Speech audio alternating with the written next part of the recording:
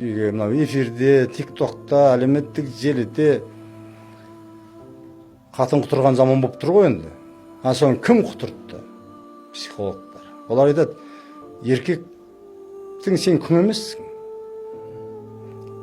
Енің саған ешкім емес, атаң саған ешкім емес. Олар сенің жұмысыңа, отбасыңа араласпасын.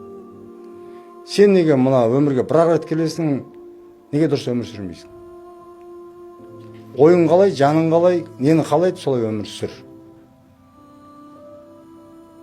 Ол қазақтың дәстүрлі бұрыннан келе жатқан, қалыптасып қалған, қасиетті қара шаңырағын ұстап тұрған әйелдер өздері мына заманда әрең жүрген кезде анау рахат.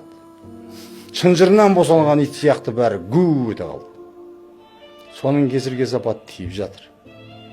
Түк сылтау жоқ. Мен деген эгоны екті миына. Қазір оның үстінде біздің билік рахат оған мүмкіндік жасап берді.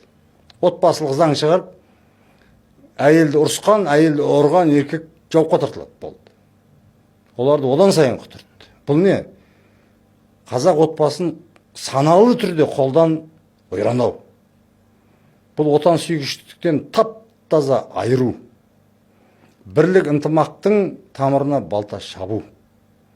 Сондықтан да мен қазір әйелдің проблемасы, отбасы құндылықтары десе жыным келеді. Сондан қазір